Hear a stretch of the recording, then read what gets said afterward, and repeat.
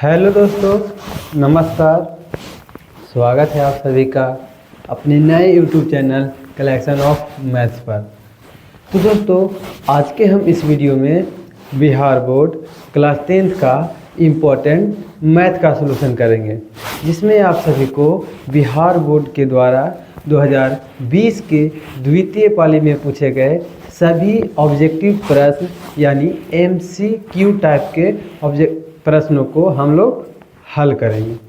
और कल के वीडियो में मैंने 1 से 30 तक के सभी ऑब्जेक्टिव प्रश्न का सलूशन करवा दिया था 2020 के द्वितीय पाले का। आप पीछे वाले वीडियो को ज़रूर देख लीजिएगा। और आज हम 31 से 60 तक के सभी ऑब्जेक्टिव प्रश्नों का हल करेंगे। तो देखिए, हम लोगों का जो अभी सिलेबस चल रहा है, हम आप लोगों को जो सिलेबस करवा रहे हैं वो क्वेश्चन बैंक सॉल्यूशन 2020 करवा रहे हैं, जिसमें आप सभी को बिहार बोर्ड परीक्षा 2024 की तैयारी कराया जा रहा है। यहाँ से आप सभी का ऑब्जेक्टिव प्रश्न लगभग 90% लड़ने वाला है। ठीक है, इसी प्रकार का प्रश्न आपके बोर्ड एग्जाम में देखने को मिलेगा। और हम लोगों का जो सपना है 90% लाने का, वो सपना हकीकत में बदलने वाला है। बस आप जुनून और जोश के साथ मेहनत करते रहिए। तो चलिए हम लोग 31 नंबर प्रश्न पर चलते हैं। तो देखिए, 31 नंबर प्रश्न आपका कहता है tan 30 degree into tan 60 degree into cot 60 degree into cosec 30 degree का मान क्या होगा। tan 30 का मान कितना होता है, तो 1/√3। sin 30 का मान कितना हो जाएगा, तो 1/2 हो जाएगा। cot 60 का मान कितना होगा, 1/√3 इंटू cosec 30 का मान कितना हो जाएगा, तो cosec 30 का मान कितना होता है, 2 होता है। 2 से 2 काट लीजिएगा तो देखिए 1/का हो जाएगा √3 गुना 1/√3 कितना हो जाएगा, 1/3 हो जाएगा। इसका ऑप्शन नंबर बी क्या हो जाएगा, राइट आंसर हो जाएगा। नेक्स्ट है, देखिए नेक्स्ट है एक घन का संपूर्ण पृष्ठीय क्षेत्रफल 216 है। तो देखिए, घन का संपूर्ण पृष्ठीय क्षेत्रफल आप लोग जानते होंगे कि 6a² होता है, जबकि इसका क्षेत्रफल दिया गया है कितना, 216 दिया गया है। तो काटिएगा तो 6×18 3 6 का 36, यानी a² का मान कितना दिया है, 36 दिया है। तो a बराबर क्या हो जाएगा, √36। a बराबर क्या आ जाएगा, 6। तो इसीलिए घन का क्या हो जाएगा, आयतन। घन का आयतन बराबर हो जाएगा क्या, घन का आयतन क्या होता है, तो घन का आयतन होता है आप सभी का भुजा के क्यूब। भुजा आया 6 का हो जाएगा क्यूब, 6 गुना 6 गुना करेंगे तो कितना आ जाएगा, 616 आ जाएगा। ऑप्शन नंबर डी इसका क्या हो जाएगा, राइट आंसर हो जाएगा। देखिए 33 नंबर प्रश्न है, निम्नलिखित में से कौन सा द्विघात समीकरण नहीं है। तो देखिए, द्विघात समीकरण का जो व्यापक रूप होता है वो होता है ax² + bx + c होता है। ठीक है, c बराबर क्या हो जाएगा, 0 हो गया। तो यहाँ से हम क्या देखते हैं कि इधर देखिए 5x है + 2x² है। x² को इधर लाइएगा तो माइनस का x² बराबर का हो जाएगा 3। तो ये हो जाएगा 2। देखिए यहाँ से अगर हम देखेंगे तो 2x² - x² और क्या हो जाएगा, प्लस का 5x बराबर क्या हो जाएगा, 3। इसे और लिखेंगे तो कितना होगा, 2x में से काट जाएगा तो x² हो जाएगा और x² - 5x - 3 बराबर 0 हो जाएगा। 3 को इधर ले आए तो ये देखिए इसी का रूप का है, तो ये द्विघात समीकरण होगा। अब यहाँ पे देखिए, यहाँ पे दिया है x³ - x² दिया है बराबर x - 1 का क्या दिया है, होल क्यूब दिया है। तो x³ - x² बराबर देखिए a - b का होल क्यूब क्या होता है, तो a - b का होल क्यूब देखिए आप लोग को पता होगा कि a - b का होल क्यूब बराबर होता है क्या, बराबर क्या होना चाहिए, a - b का होल क्यूब तो होता है a³ - b³ - 3a² b + 3ab² हो जाएगा। तो यहाँ पे हल करेंगे तो हो जाएगा क्या, a³ - b³ - 3a² b + 3a B square हो जाएगा। तो x Q minus x square बराबर हो जाएगा क्या, एक्स क्यू प्लस का हो जाएगा कितना, एक माइनस 3x स्क्वायर प्लस का हो जाएगा 3x हो जाएगा। ठीक है, एक का स्क्वायर एक होगा, एक में एक से गुना एक्स है तो एक्स होगा, एक्स में 3 से गुना करेंगे तो 3x होगा। देखिए ये प्लस में है, ये भी प्लस में, जब बराबर की इस तरफ आएगा तो कट जाएगा, तो ये एक्स क्यू से एक्स क्यू कट गया, तो ये हो गया माइनस का एक्स स्क्वायर बराबर का हो जाएगा कितना, तो प्लस का एक minus 3x square plus 3x। जब हम इसे हल करेंगे तो देखिए माइनस का एक्स स्क्वायर प्लस हो जाएगा प्लस का कितना हो जाएगा, प्लस का हो जाएगा 3x स्क्वायर बराबर 3x प्लस 1। इसे हम हल करेंगे तो हो जाएगा 2x स्क्वायर माइनस 3x हो जाएगा और माइनस एक बराबर क्या हो जाएगा 0। तो ये इसी के रूप का है, यानी ये द्विघात समीकरण होगा। ऑप्शन देखिए आपका इसी प्रकार से आप चेक कीजिएगा तो ऑप्शन सी भी आपका द्विघात समीकरण होगा। लेकिन जब इसका आप चेक कीजिएगा तो देखिए ऑप्शन डी में हम चलते हैं, तो ऑप्शन डी में हो जाएगा a प्लस बी का होल स्क्वायर तोड़ेंगे तो हो जाएगा कितना, √2x, a का स्क्वायर प्लस हो जाएगा b का स्क्वायर प्लस 2ab का हो जाएगा 3 बराबर हो जाएगा कितना, 2x स्क्वायर प्लस का 5 होगा, √2 का स्क्वायर हो जाएगा 2x स्क्वायर प्लस 3 का स्क्वायर 9 प्लस 4 यहाँ पे करेंगे तो कितना हो जाएगा, 2√2x टोटल को गुना कर दीजिए, तो 3 में 2 से गुना करेंगे तो हो जाएगा 6√2x हो जाएगा बराबर हो जाएगा 2x स्क्वायर प्लस का क्या हो जाएगा 5 हो जाएगा। तो देखिए 2x स्क्वायर से 2x स्क्वायर आपका यहाँ पे क्या हो रहा है, काट रहा है। जब x स्क्वायर का ही पद आपका काट जाएगा तो आपका ये द्विघात समीकरण नहीं होगा। ठीक है, ऑप्शन नंबर डी आपका क्या हो जाएगा, राइट आंसर हो जाएगा। आप ऑप्शन सी निकाल लीजिएगा, आपका x स्क्वायर के रूप में आ जाएगा। ठीक है, हमको पता था इसका आंसर, इसलिए हमने टाइम को बचाने के लिए किया। कहता है समान ऊंचाई वाले दो बेलनों के आयतनों का अनुपात इतना है। तो देखिए बेलन का आयतन क्या होता है, पाई आर स्क्वायर एच बटा पाई आर स्क्वायर एच। उसका आयतन का अनुपात क्या दिया है, अनुपात 16। देखिए ऊंचाई समान ऊंचाई है तो ऊंचाई काट जाएगा और पाई काट जाएगा। तो देखिए इसे मान लीजिए r1, इसे मान लीजिए r2, तो r1 के जगह पर कितना आ जाएगा, देखिए r1 का स्क्वायर 9 है तो r1 के जगह पर कितना हो जाएगा, 3 हो जाएगा, क्योंकि स्क्वायर है तो रूट में चला जाएगा। अब r2 का मान कितना हो जाएगा, तो r2 के जगह पर 16 है तो r निकालेंगे रूट में, देखिए स्क्वायर है रूट में जाएगा तो √16, तो इसका मान कितना आ जाएगा 4। तो इसीलिए क्या हो जाएगा, वक्रपृष्ठ के क्षेत्रफल, वक्रपृष्ठ का क्षेत्रफल क्या होता है, तो वक्रपृष्ठ का क्षेत्रफल होता है क्या, 2πr(h) अनुपात हो जाएगा 2πr(h)। ऊंचाई समान था तो आप काट दीजिए, पाई से पाई काट जाएगा, 2 से 2 काट जाएगा। तो इसका पहले वाला r का मान आया था 3 और दूसरा वाला r का मान आया था कितना 4। तो इसका वक्रपृष्ठ का क्षेत्रफल का भी अनुपात कितना हो जाएगा, तो 3:4 हो जाएगा। ऑप्शन नंबर ए इसका क्या हो जाएगा, राइट आंसर हो जाएगा।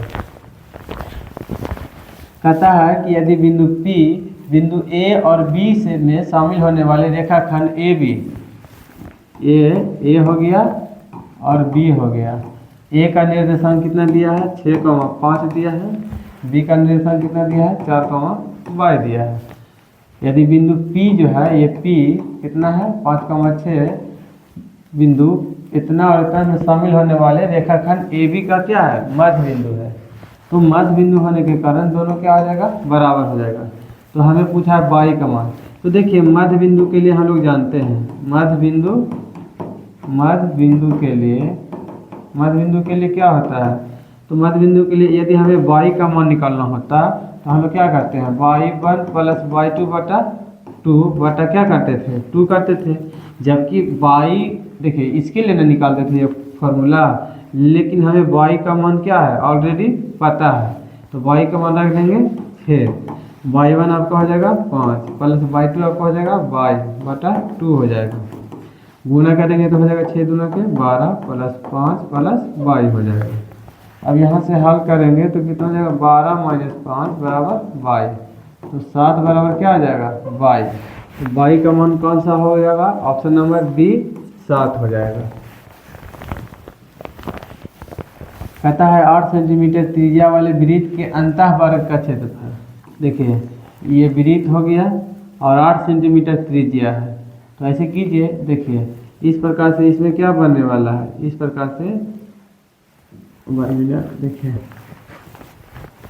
यहाँ से अगर हम क्या कर लेते हैं तो देखिए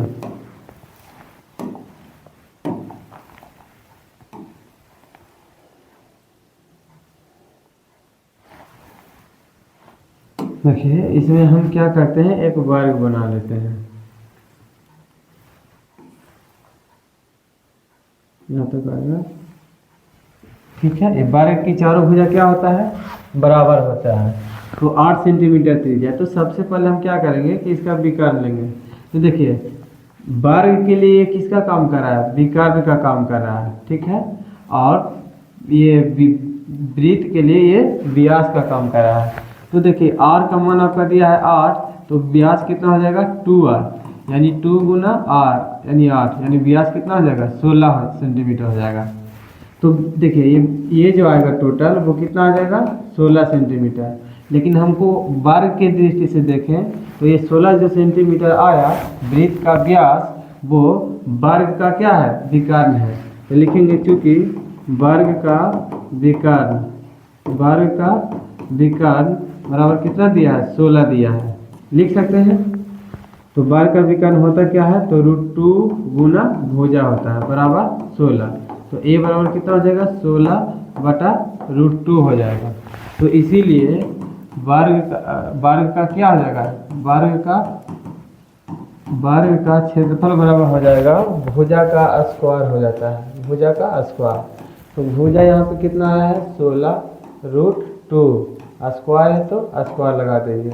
16 का स्क्वायर कितना हो जाएगा 256, और 2 का √2 का स्क्वायर कितना हो जाएगा 2, काट देंगे तो कितना होगा 128 हो जाएगा। तो इसका आंसर क्या हो जाएगा 128 centimetre square, option number D.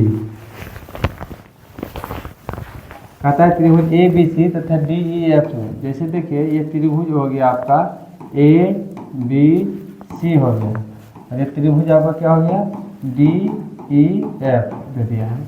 यदि ए बी बटा डी ई हो, यानी जितना ए बी है उतना क्या है डी ई है, जितना बी सी है उतना मान लीजिए 3/5 है, बात का मतलब माने कि ये 3 मान लीजिए, जितना डी एफ है ये 3 दे दिया है। तो दोनों त्रिभुज समरूप होंगे। कब त्रिभुज समरूप होगा, तो देखिए त्रिभुज का समरूप होने के लिए 2 कंसेप्ट होता है। एक तो उसकी संगत भुजाएं समानुपाती होनी चाहिए, और उसका संगत कोण क्या होना चाहिए, बराबर होना चाहिए। तो यहाँ पे संगत भुजा ये है और ये भी संगत भुजा ये है, तो इसका संगत भुजा ये है, तो इसका संगत भुजा क्या हो जाएगा, ये हो जाएगा। तो इसका संगत भुजा जब बराबर है तो इसका संगत कोण भी क्या हो जाएगा, बराबर हो जाएगा, ठीक है। तो 21 के नियम से, तो एस ए एस नियम से, एस ए एस नियम से, एस ए एस नियम को हम लोग क्या कहते हैं, भुजा कोण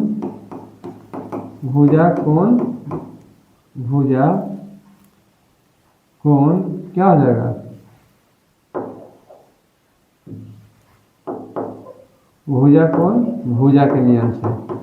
तो त्रिभुज ए बी सी त्रिभुज, यहाँ पे देखिए यहाँ पे दोनों भुजा बराबर था, दोनों भुजा, तो दोनों भुजाओं के बीच के बना कोण भी क्या हो जाएगा, बराबर हो जाएगा, ठीक है। अब यहाँ पे देखेंगे तो देखिए इसीलिए हम लोग लिख सकते हैं त्रिभुज ए बी सी समरूप होगा त्रिभुज डी ई एफ के हो जाएगा, ठीक है। तो यहाँ पे क्या हो जाएगा, एंगल बी बराबर हम लोग लिख सकते हैं क्या, एंगल बी बराबर हम लोग लिख सकते हैं कितना, एंगल ई के साथ क्या हो जाएगा, बराबर हो जाएगा, ठीक है। तो आपका जो आंसर हो जाएगा क्या हो जाएगा, आपका आंसर क्या हो जाएगा, ऑप्शन नंबर ए आपका राइट आंसर हो जाएगा, ठीक है। कहता है यदि रैखिक समीकरण का युग्म असंगत है तो उसे निरूपित करने वाली रेखाएं क्या होगी। अगर असंगत होता है तो असंगत कब होगा, a1/a2 बराबर b1/b2 not equal to c1/c2 रहे तब हो जाएगा। ठीक है, तो इस कंडीशन में क्या होता है, रेखाएं समानांतर हो जाएगी।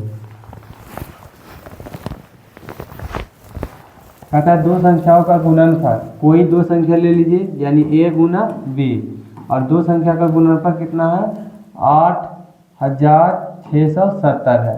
यदि उसका मासा HCF कितना दिया गया है 17 है, तो हमें कहता है उसका लासा यानी LCM क्या होगा। तो हम लोग जानते हैं कि a गुना b बराबर क्या होता है 8670 होता है। ठीक है, a गुना b बराबर क्या होता है HCF गुना क्या होता है LCM होता है। तो a गुना b का मान दे दिया है 8670, HCF आपका दे दिया है 17, LCM आपको निकालना है 8670 बटा का कितना हो जाएगा 17 बराबर हो जाएगा LCM। 17 से काटेंगे तो 17 बचेगा क्या हो जाएगा 50 से एक बच गया 17 का ही 17 यानी कितना हो जाएगा 510 बराबर हो जाएगा क्या LCM हो जाएगा। तो LCM कितना हो जाएगा 510। कहता है 6, 8, 22 का लासा और मासा क्या होगा। तो 6 को हम लोग लिख सकते हैं कितना 2 गुना 3 लिखेंगे। 8 को कैसे लिखेंगे तो 2 गुना 2 गुना 2 लिखेंगे। 22 को कैसे लिखेंगे 2 गुना 11 लिखेंगे। तो देखिए हमें क्या बोला है LCM पहले निकालते हैं। तो LCM में जो सबसे ज़्यादा बार आता है उसी को लेते हैं।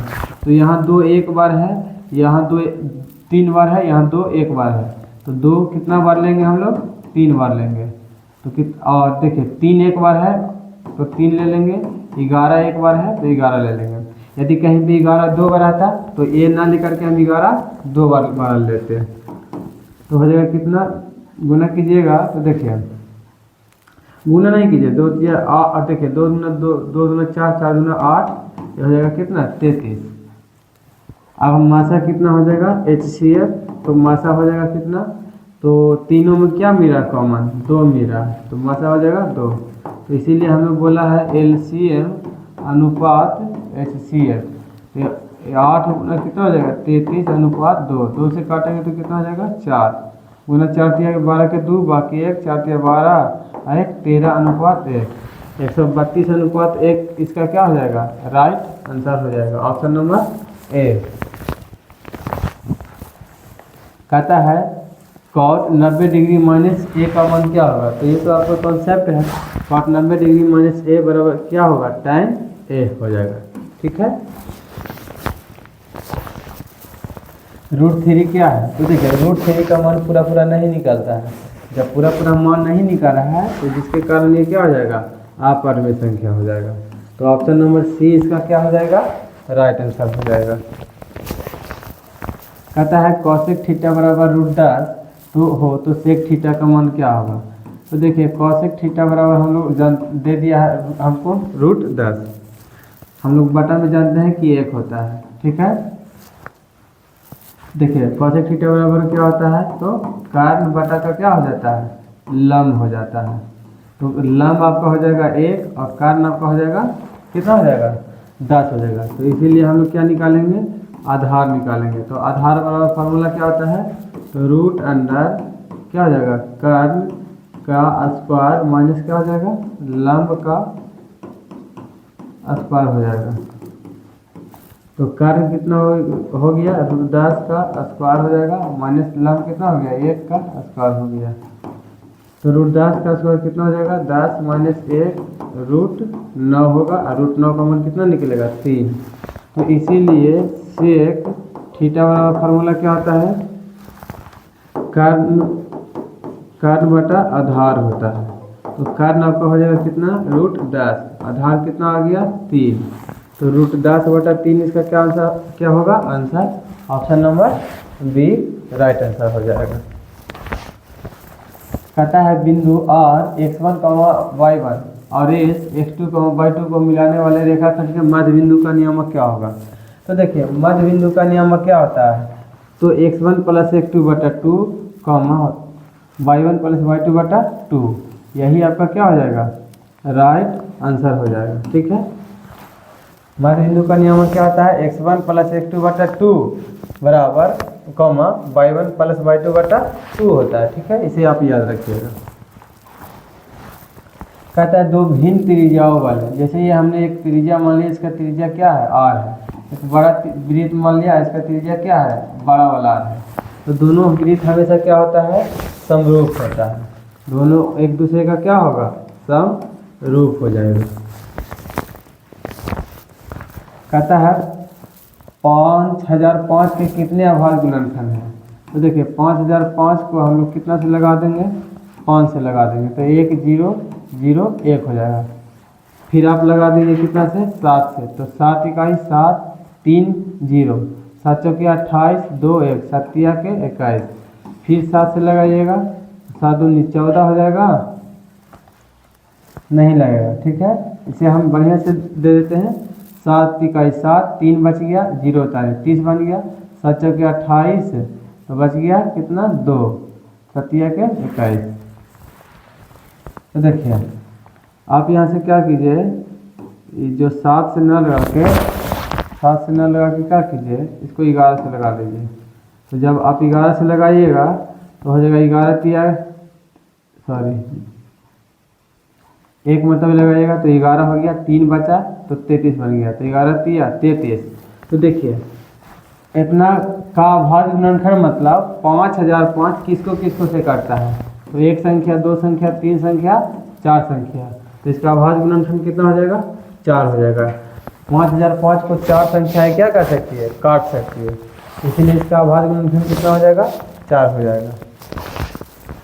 कहता है 1 प्लस टेन स्क्वायर ए बटा 1 प्लस कॉट स्क्वायर ए का मान क्या होगा, तो 1 प्लस टेन स्क्वायर ए का मान क्या हो जाएगा, तो सेक स्क्वायर ए हो जाएगा। 1 प्लस कॉट स्क्वायर ए का मान क्या हो जाएगा, तो कॉसेक स्क्वायर क्या हो जाएगा, ए हो जाएगा। तो सेक स्क्वायर थीटा को हम लोग लिख सकते हैं क्या, 1 बटा कॉस स्क्वायर ए लिख सकते हैं, और मेन बटा आपका क्या हो जाएगा, ये वाला कॉसेक थीटा को हम लोग क्या लिख सकते हैं, तो 1 बटा साइन स्क्वायर ए लिखेंगे। तो देखिए ए हो जाएगा आपका 1 बटा कॉस स्क्वायर ए, तो साइन स्क्वायर ए ऊपर में चला जाएगा, अब बटा का क्या हो जाएगा 1, तो साइन स्क्वायर ए बटा कॉस स्क्वायर ए का मान क्या हो जाएगा, तो tan स्क्वायर ए हो जाएगा। ठीक है, साइन स्क्वायर ए बटा कॉस स्क्वायर ए बराबर tan स्क्वायर ए, ऑप्शन नंबर क्या हो जाएगा, डी राइट आंसर हो जाएगा। कहता है एक घड़ी के मिनट की सुई 21 सेंटीमीटर लंबी है, एक मिनट की सुई जो है 21 सेंटीमीटर क्या है, लंबी है। मान लीजिए ये 21 सेंटीमीटर, तो यहाँ से यहाँ भी क्या होगा, 21 सेंटीमीटर होगा। कोई एक घड़ी मान लीजिए, हमने बात के मतलब ये मान लीजिए, और ये इतना, जब ये 21 है तो ये भी 21 होगा। इसके बाद 10 मिनट में रैखिक क्षेत्रफल कितना होगा, तो सबसे पहले सोचिए कि 60 मिनट में मिनट की सुई 360 डिग्री का कोण बनाएगा, तो 1 मिनट में कितना बनाएगा, तो 360 डिग्री, अब बटा में कितना हो जाएगा, 60 हो जाएगा। 1 0 से 1 0 6 से का हो जाएगा 36, बराबर कितना हो जाएगा, 6 डिग्री हो जाएगा। तो इसीलिए 10 मिनट में कितना हो जाएगा, तो 6 डिग्री गुना कितना हो जाएगा, 10 बराबर का कितना हो जाएगा, 60 डिग्री। तो इसीलिए क्या हो जाएगा, त्रिज्या खंड का क्षेत्रफल, त्रिज्या खंड का क्षेत्रफल बराबर क्या होगा, थीटा बटा 360 गुना पाई आर स्क्वायर हो जाएगा। थीटा के यहाँ पर कितना हो जाएगा, तो बोला था कितना, थीटा के यहाँ पर कितना आया, 60 डिग्री, 60 बटा 360 गुना हो जाएगा पाई आर स्क्वायर हो जाएगा। 0 से 0 काट दिए, 6 से का 36 हो जाएगा। तो 1 बटा 6, पाई का मान कितना हो जाएगा, 22 बटा 7, आर का मान कितना दिया गया है, 21 दिया गया है, गुना कितना दिया है, 21 दिया है। ठीक है, तो हो जाएगा कितना, 6 कितना हो जाएगा, कितना होगा देखिए, ये तो 6 जो था आपका, ये इसका था, तो काटेंगे तो सतिया का कितना हो जाएगा 21, 3 से काटेंगे तो 3 गुना 6, 2 से काटेंगे तो 11, तो 11 गुना 21 हो जाएगा। 21 में 1 से गुना करेंगे तो 21, बाकी 2, 21 है 2, 23 हो जाएगा, यानी 231। तो इसका आंसर क्या हो जाएगा 231 centimetre square, option number C. कहता है बिंदु 3,2 और -3,2 अवस्थित है। हमने सबसे पहले ग्राफ का पेपर ले लिया। ग्राफ का पेपर आपको कुछ इस प्रकार से होगा, 3 x में 3 y में 2, हमने मान लीजिए 1 2 3, तो x में कितना चलना है 3, y में 2, तो 1 2, तो इसका ग्राफ जो लेंगे तो इधर से देखिएगा, तो ये बिंदु जो आया आपका वो कितना आया 3,2 आया है, और इस बार है जो 1 2 3, माइनस में कितना लेना है -3, और y में कितना लेना है तो 2 लेना है। ये बिंदु जाएगा वो -3,2 आएगा, -3,2, -3,2 दोनों अवस्थित कहाँ है तो देखिए x अक्ष पर, तो x अक्ष पर नहीं है, ठीक है। अब यहाँ पे हम समझते हैं y अक्ष पर, तो y अक्ष पर भी नहीं है, x अक्ष के एक और, x अक्ष के एक और भी नहीं है, और x अक्ष के दोनों ओर, तो देखिए x अक्ष के दोनों ओर है ये बिंदु, ठीक है। ये x अक्ष आपका लेटा हुआ है, और x अक्ष के एक इधर भी है और इधर भी है, तो x अक्ष के क्या हो जाएगा दोनों ओर हो जाएगा। ऑप्शन नंबर डी आपका क्या हो जाएगा राइट आंसर हो जाएगा। कहता है 2x + 3y = 11 और 2x - 4y = -24 के हल है। तो देखिए 2x + 3y बराबर हो जाएगा 11, और ये हो जाएगा क्या 2x - 4y बराबर कितना दिया है -24। हम क्या करेंगे तो समीकरण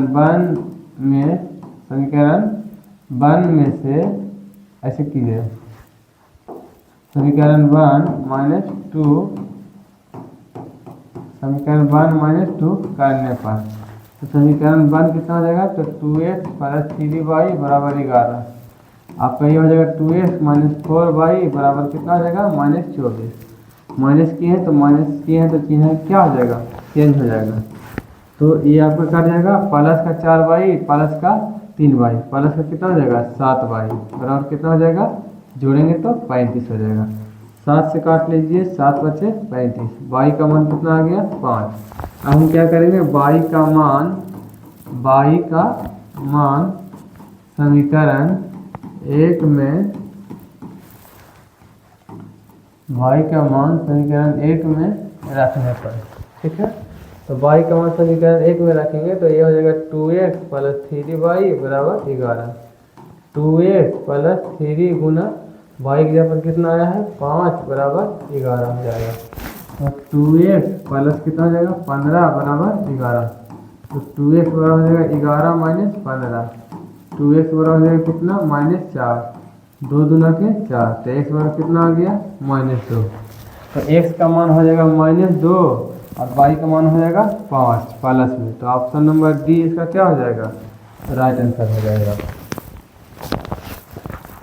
के किस मान के लिए समीकरण निकाय 4x + ky = 6, 2x - 4y = 3 के अनगिनत हल होंगे, तो चूंकि अनगिनत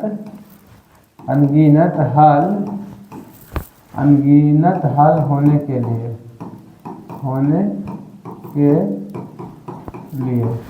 अनगिनत हल कब होगा जब a1/a2 बराबर b1/b2 बराबर c1/c2 रहेगा तब, तो ये हो जाएगा 4, a1 का मान यहाँ पे 4 हो जाएगा और a2 का मान कितना हो जाएगा 2, बराबर b1 का मान हो जाएगा k बराबर b2 का मान हो जाएगा क्या कितना -4, बराबर c1 का मान हो जाएगा कितना तो 6, अब बटा का c2 की जगह पर कितना हो जाएगा 3 हो जाएगा।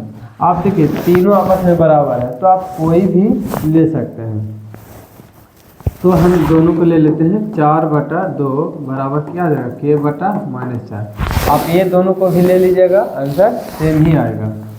2 से काट दीजिए तो 2 से काटिए 2 दूना 4, तो 2 गुना ये -2 इधर इसको रहने दीजिए, इसको नहीं काटे हैं ठीक है, 4 है था, तो 2 गुना -4 बराबर हो जाएगा k। इसीलिए k का मान कितना हो जाएगा, k बराबर -7 हो जाएगा। ऑप्शन नंबर बी इसका राइट आंसर हो जाएगा। कहता है समानांतर श्रेणी 6, 13, 20, 216 का मध्य पद क्या होगा। तो देखिए a का मान 6 है, d का मान क्या होता है, a2 - a1 होता है, यानी अगला पद माइनस पिछला पद। तो a2 - a1, तो a2 की जगह पर 13, a1 की जगह पर 6 हो जाएगा कितना, 7। और कहाँ तक है, 616 तक, यानी n का मान कितना है, 616। तो लिखेंगे कि चूंकि n बराबर फार्मूला होता है a प्लस n-1 इंटू का क्या हो जाएगा, d हो जाएगा। तो n की जगह पर कितना है, 616, a की जगह पर 6 प्लस n-1 और d की जगह पर कितना है, 7 है। 616 - 6 बराबर हो जाएगा 7 इंटू n-1 हो जाएगा। ये कितना हो जाएगा, 210 बराबर हो जाएगा 7 इंटू n-1 हो जाएगा। देखिए 7 से काटिएगा तो 7 के 21, एक 0 हो जाएगा बराबर n-1। तो 30 प्लस 1 बराबर क्या हो गया, n। तो 31 बराबर हो जाएगा n, यानी n का मान कितना है, 31 है। तो मध्य पद क्या होगा, मध्य पद बराबर फार्मूला होता है n + 1/2। तो n की जगह पर कितना आया है, तो n की जगह पर कितना आया, 31 आया है, प्लस 1/2 हो जाएगा, 2 पद मध्य पद बराबर हो जाता है। तो कितना हो जाएगा, देखिए 32, 31 में 1 जोड़ेंगे तो कितना हो जाएगा,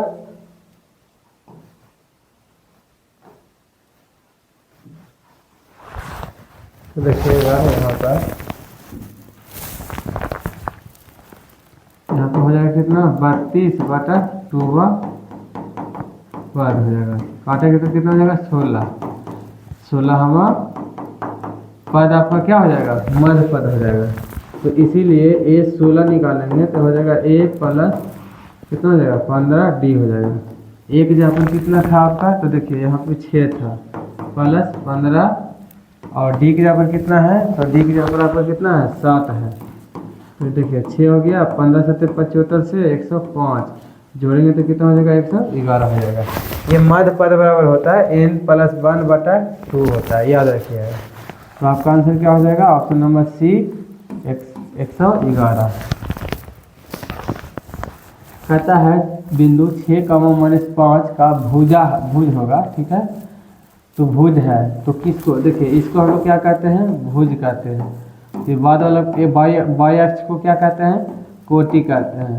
तो यहाँ भुज आपका कितना हो जाएगा, 6 हो जाएगा। ऑप्शन नंबर ए इसका क्या हो जाएगा, राइट आंसर हो जाएगा। बाकी प्रश्न करते हैं। कहता है सेक स्क्वायर 60 डिग्री -1 का मान क्या होगा। सेक 60 का मान क्या होता है, 2 होता है, 2 का स्क्वायर हो जाएगा -1। 2 का स्क्वायर कितना होगा, 4 - 1, 4 में से 1 घटेगा तो कितना हो जाएगा, 3 हो जाएगा। ऑप्शन नंबर बी इसका क्या हो जाएगा, राइट आंसर हो जाएगा। कहता है यदि x² + 5x + 8 के शून्यक अल्फा तथा बीटा हो तो अल्फा + बीटा का मान ज्ञात करें। तो a का मान यहाँ पे 1 है, नहीं कुछ था, b का मान आपका हो जाएगा 5, c का मान हो जाएगा कितना, 8। तो इसीलिए अल्फा + बीटा बराबर फार्मूला क्या होता है, -b/a हो जाएगा। तो -b की जगह पर कितना है, 5, a की जगह पर कितना है, 1। तो इसका आंसर क्या हो जाएगा, अल्फा + बीटा बराबर -5 हो जाएगा। Option number B. 2 6 4 5 0 2 1 3 2 का बहुलक क्या होगा। तो देखिए सबसे ज़्यादा बार रिपीट यहाँ पे क्या हो रहा है, 2 हो रहा है। बहुलक हम देखिए जो सबसे ज़्यादा बार रिपीट होगा उसी को आप बहुलक समझिएगा। यहाँ पे बहुलक कितना है, 2 है। ये तो बच्चा वाला बिल्कुल प्रश्न है। कहता है कि यदि संख्या है 2x - 1 3x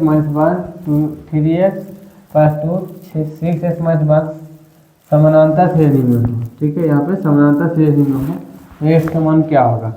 तो समानांतर श्रेणी में होने के लिए क्या होता है, यानी समानांतर श्रेणी को हम लोग कहते हैं ए बी। तो एपी में होने अगर है तो एपी में होने के लिए क्या शर्त होता है? एपी में होने के लिए, तो एपी में होने के लिए शर्त होता है कि A2 माइनस A1 बराबर होना चाहिए A3 माइनस A2 होना चाहिए। A2 आपका कितना है? तो 3x माइनस 3x प्लस 2 और माइनस A1 कितना हो जाएगा? तो 2x माइनस का कितना हो जाएगा? 1। A3 कितना हो गया? तो 6x माइनस 1 और माइनस A2 कितना हो जाएगा? 3x प्लस 2 हो जाएगा। 3x plus 2 minus 2x plus 1 हो जाएगा। ये 6x हो जाएगा माइनस 1 माइनस 3x माइनस 2 हो जाएगा। 3x में से 2x घटेगा तो x हो जाएगा, 2 में 1 जोड़ेंगे तो 3 हो जाएगा। 6x में से 3x घटा 3x माइनस 1 माइनस 2 तो कितना हो जाएगा? माइनस 3 हो जाएगा। अब यहाँ पे देखिएगा तो हो जाएगा 3 प्लस माइनस 3 पे इधर ले आइए, प्लस में 3x माइनस x तो 6 बराबर कितना हो जाएगा? 2x हो जाएगा। 2 से काटेंगे तो 3 हो जाएगा। तो 3 बराबर क्या हो गया? x। तो आपका x बराबर क्या हो गया? ऑप्शन नंबर ए यानी 3। कहता है यदि द्विघात समीकरण px² प्लस 4x प्लस 3 बराबर 0 के मूल बराबर हो तो p का मान ज्ञात करें। तो देखिए a का मान x² का गुणन को 1 आते हैं, तो a बराबर दिया है 3, b बराबर 4, c बराबर 3 है। चूँकि मूल बराबर होने के लिए, चूँकि मूल बराबर होने के लिए, मूल बराबर होने के लिए क्या होता है? d बराबर 0। d का फॉर्मूला क्या होता है? b² माइनस 4ac बराबर 0। b की जगह हो जाएगा 4 के स्क्वायर माइनस 4 गुना 1 की जगह कितना हो जाएगा? 3 गुना c की जगह हो जाएगा 3 बराबर 0 हो जाएगा। 4 का स्क्वायर 16 माइनस 4 किया के 12, t बराबर क्या हो जाएगा? 0 हो जाएगा। तो 16 बराबर क्या हो जाएगा? 12 t हो जाएगा। 16 बटा क्या होगा? 12 बराबर t, 4 तिया 12, 4 चौके 16 यानी हो जाएगा 4/3 बराबर p। तो p का मान क्या हो जाएगा? 4/3। ऑप्शन नंबर बी इसका क्या हो जाएगा? राइट आंसर हो जाएगा। कहता है 2 लगातार संख्याओं का मासा है। देखिए कोई भी लगातार 2 संख्या लीजिएगा और जब उसका क्या निकालिएगा? मासा निकालिएगा तो हमेशा उसका मासा 1 आएगा। जैसे हमने कोई संख्या ले लिया, सपोज कीजिए 9 और 10 ले लिया, ठीक है? तो 9 और 10 का 9 तथा 10 का HCF कितना हो जाएगा? हमेशा 1 होगा। आप निकाल करके देख लीजिए, कोई भी 2 लगातार संख्या लीजिए, ठीक है? अब देखिए आपका 60 नंबर प्रश्न है कि बिंदु 2,3 की दूरी मूल बिंदु से क्या होगी? तो लिखिएगा कि चूँकि मूल बिंदु से दूरी बराबर, मूल बिंदु से